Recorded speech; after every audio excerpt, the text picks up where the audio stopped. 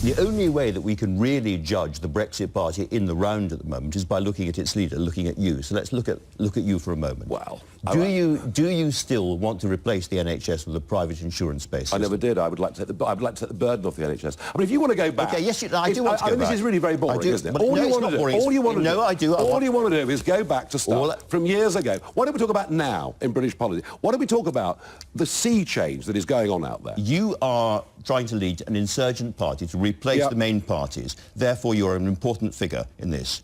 I think we are going to have to move to an insurance-based system of healthcare. I would feel more comfortable. My money would return value if I was able to do that through the marketplace of an insurance company than just trusting giving us £100 billion a year to central government. Do you still hold that view? If I was encouraged to opt out of the system to relieve the burden of the National Health Service, I would do so gleefully. Do you want to discuss these European elections or not? Yes, I certainly do. But Go on then, let's try. Do you still believe that worrying about global warming is the stupidest thing in human history? I believe that if we decide in this country to tax ourselves to the hilt, to put hundreds of thousands of people out of work in manufacturing industries, given that we produce less than 2% of global CO2, that isn't terribly intelligent. But as I say, here we are with one of the biggest changes in politics that's ever occurred, and you're not even interested. Do you still What's wrong with the BBC? Do you still want to What is wrong with the BBC? Do you still want to roll back gun controls and reintroduce handguns to this country? This sums it up. Do you know, I've been going around the country speaking at pack rallies every night, and do you know who's not there? The BBC. And from this line of questioning now, I can see why.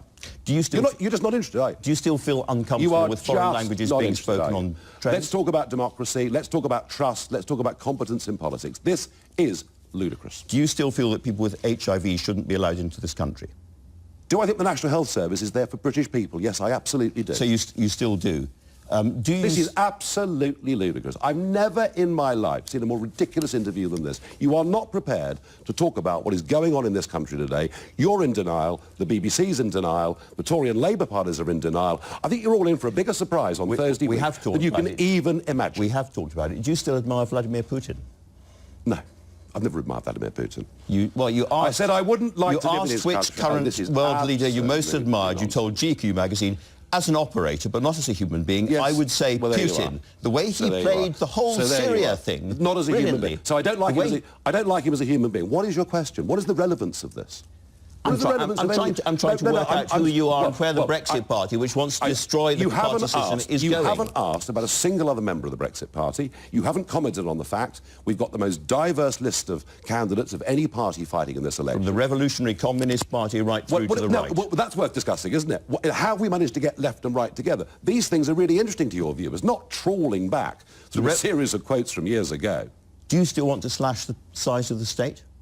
Absolutely. I want people to have more freedom.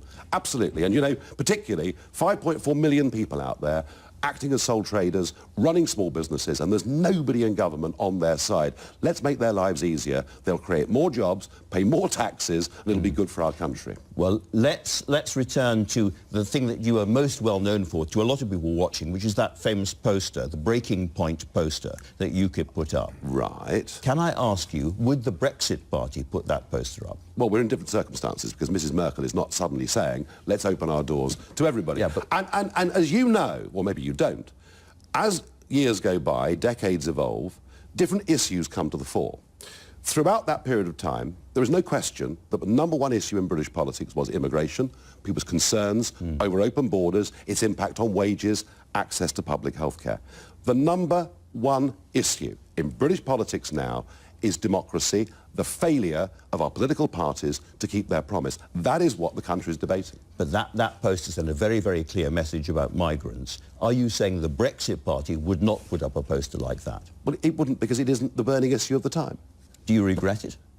Do I regret helping... That poster? Do I regret helping... Do you regret that poster and the message it sort of sent? It was the truth, and if you think about that poster, it's transformed European politics, it's changed Italian politics. Mrs Merkel made a very big mistake.